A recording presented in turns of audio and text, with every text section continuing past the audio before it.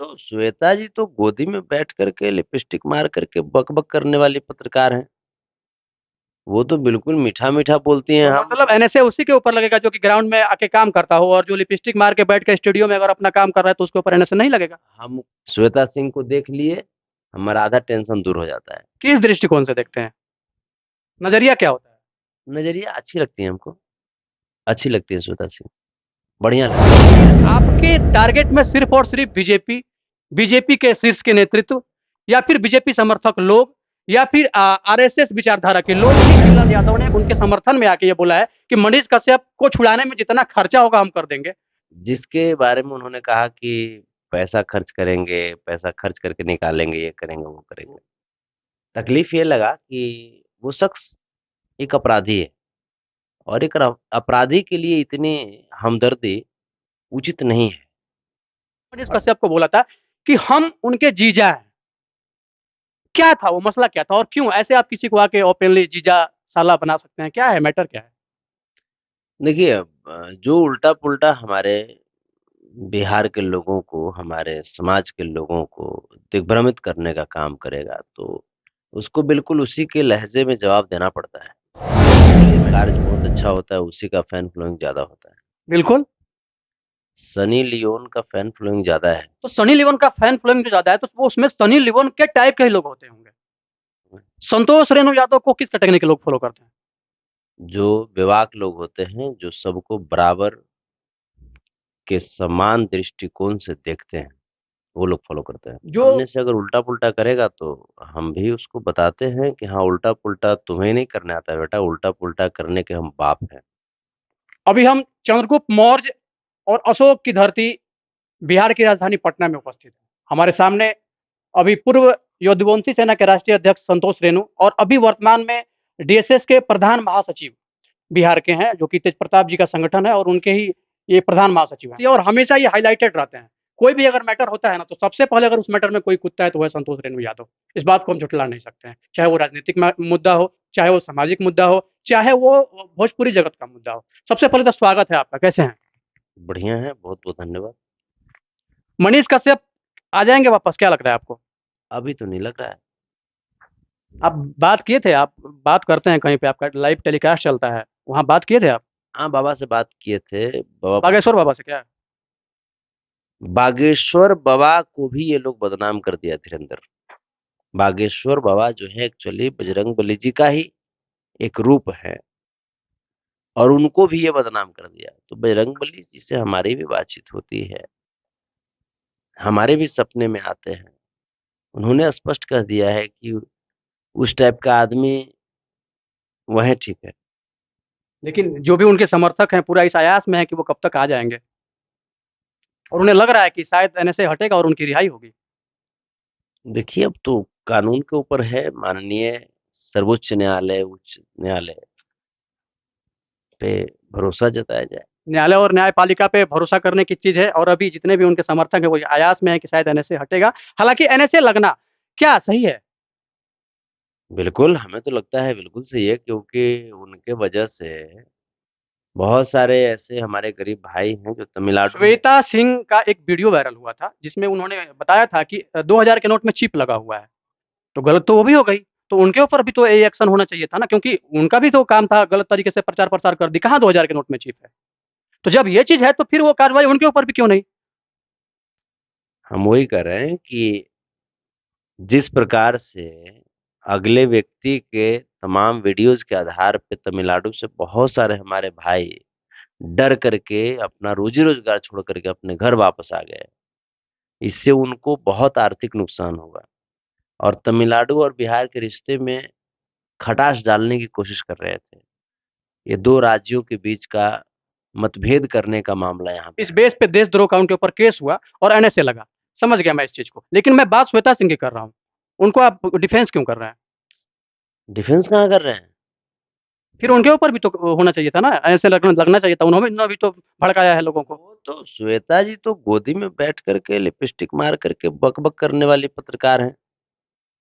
वो तो बिल्कुल मीठा-मीठा बोलती हैं। तो हम मतलब एनएसए उसी के ऊपर लगेगा जो कि ग्राउंड में आके काम करता हो, और जो लिपस्टिक मार के बैठ के स्टूडियो में अगर अपना काम कर रहा है तो उसके ऊपर एनएसए नहीं लगेगा? हमको जब भी टेंशन होता है, जब भी टेंशन होता है हम श्वेता सिंह का लगा देते हैं चैनल। और श्वेता सिर्फ बात नहीं सुनते हैं, श्वेता सिंह क्या बोल रही है हमको मतलब नहीं है। सामने श्वेता सिंह है, हम इतने में सुखी रहते हैं। श्वेता सिंह को देख लिए हमारा आधा टेंशन दूर हो जाता है। किस दृष्टिकोण से देखते हैं? नजरिया क्या होता है? नजरिया अच्छी लगती है हमको, अच्छी लगती है श्वेता सिंह, बढ़िया लगती है। चलिए, बढ़िया लगती है इसलिए आप देखते हैं, ये अच्छी बात है कि खेसारी लाल यादव ने उनके समर्थन में आके ये बोला है कि मनीष कश्यप को छुड़ाने में जितना खर्चा होगा हम कर देंगे। एक समय था जबकि आप खेसारी लाल के अगेंस्ट नहीं जाते थे, आप खेसारी लाल के सपोर्ट में बोलते थे। लेकिन आज क्या हो गया, आपने जो भी ऐसा कोई भी इंटरव्यू दिया है, अभी 2-4 इंटरव्यू मैंने आपका पहले देखा, उसमें आप बता रहे हैं कि खेसारी यादव का शायद थोड़ा-सा ट्रैक चेंज हो गया, वो ऐसा बोल रहे हैं। क्या है वास्तविकता, क्या है इस बात को लेके? और जिसके बारे में उन्होंने कहा कि पैसा खर्च करेंगे, पैसा खर्च करके निकालेंगे, ये करेंगे वो करेंगे, या शरीर से हम योगदान देंगे, पैसों से योगदान देंगे, तो तकलीफ ये लगा कि वो शख्स एक अपराधी है, और एक अपराधी के लिए इतनी हमदर्दी उचित नहीं है।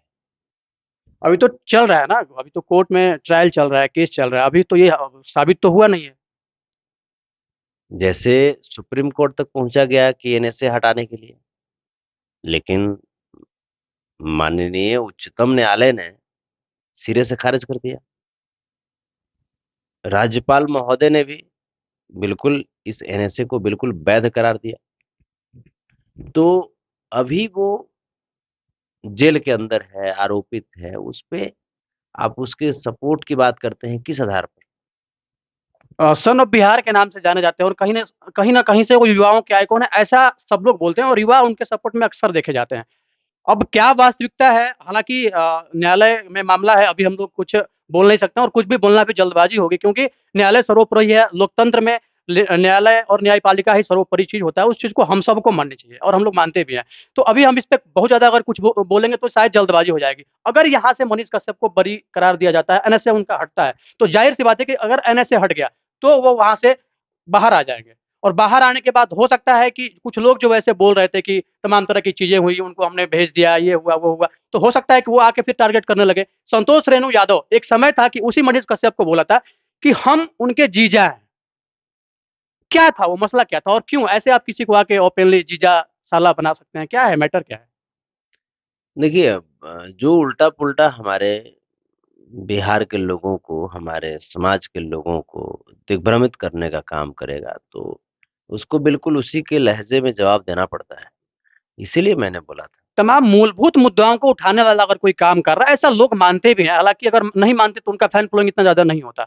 तो अगर कोई मूलभूत जो भी मुद्दा है उसको अगर उठा रहा है, धरातल से उठा के उसको ऊपर तक लेके जा रहा है, तो मुझे नहीं लग रहा है कि इसमें कोई बहुत बड़ा बेवकूफी है उनका। और आप इस बात को लेके शायद उनके ऊपर ये चिढ़ गए थे और तमाम तरह के अनर्गल बयान आपने दे डाला था। आप ये बताइए कि आपका मानना है कि जिसका कार्य बहुत अच्छा होता है उसी का फैन फॉलोइंग ज्यादा होता है? बिल्कुल। सनी लियोन का फैन फॉलोइंग ज्यादा है। तो सनी लियोन का फैन फॉलोइंग जो ज्यादा है, तो वो उसमें सनी लियोन के टाइप के ही लोग होते होंगे। एक अच्छे जो लोग होते हैं, एक अच्छे समाज के लोग होते हैं, जो जिनकी एक अपनी एक अलग राय होती है सामाजिकता को लेके, और जिनको विकास से मतलब होता है, वो सनी लियोन को फॉलो नहीं करते हैं। सनी लियोन को फॉलो करने वाले कौन लोग हैं, वो भी जाके आप उनके लिस्ट में देख सकते हैं। तो सबका एक कैटेगरी बना हुआ है, और उसके हिसाब से मनीष कश्यप का भी एक कैटेगरी था। तो हो सकता है कि इसी के कैटेगरी के लोग इसको फॉलो करते होंगे। संतोष रेणु यादव को किस कैटेगरी के लोग फॉलो करते हैं? जो विवाक लोग होते हैं, जो सबको बराबर के समान दृष्टिकोण से देखते हैं, वो लोग फॉलो करते हैं। जो ओपनली आके किसी भी पर्सन को बता देते हैं कि हम आपके जीजा हैं, वैसे ही लोग होंगे शायद आपके भी फॉलोअर। अगर कोई आकर के सामने से अगर उल्टा पुल्टा करेगा तो हम भी उसको बताते हैं कि हाँ, उल्टा पुल्टा तुम्हें नहीं करने आता है बेटा, उल्टा पुल्टा करने के हम बाप हैं।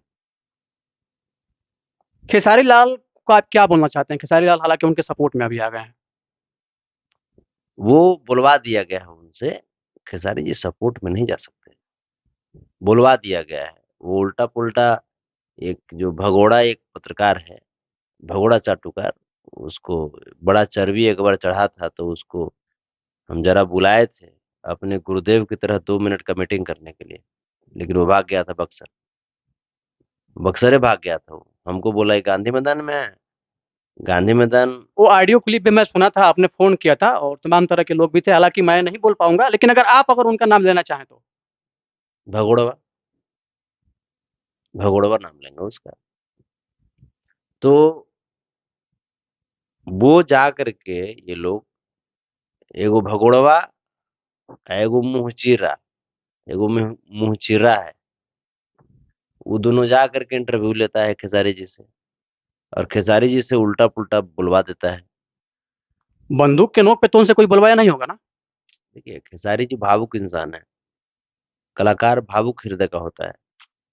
अब जा करके भावुकता बस में बुलवा लिया। अब भावुकता बस में बुलवा करके और वो पूरा वाहवाही बटोर रहा है। जो चैनल जो बिल्कुल डेड हो चुका था, उस चैनल को जिंदा कर लिया। और फिर से मुझे तकलीफ इसी बात की है कि खेसारी जी ने उस चैनल को जिंदा कर दिया, जिस चैनल के माध्यम से उनके परिवार को बहुत अपमानित किया गया है, जिस चैनल के माध्यम से खेसारी जी को बहुत अपमानित किया गया है, जिस चैनल के माध्यम से ये खबर फैलाया जाता था कि खेसारी जी के गाने पे ये करना वो करना, ये तमाम चीजें, जिस चैनल के लोग परम आदरणीय लालू प्रसाद यादव जी को अपमानित करने में कोई कसर नहीं छोड़े, जिस चैनल के माध्यम से आदरणीय तेज तेजस्वी जी को अपमानित करने में कोई कसर नहीं छोड़ा गया, जिस चैनल के माध्यम से संविधान निर्माता बाबा साहब भीमराव अम्बेडकर तक को ठेस पहुंचाया गया, उसी चैनल पे इंटरव्यू दिए हैं और उसके लिए इंटरव्यू दिए हैं। ये किसी खास चैनल को टारगेट कर रहे हैं, पता नहीं इनका क्या व्यक्तिगत दुश्मनी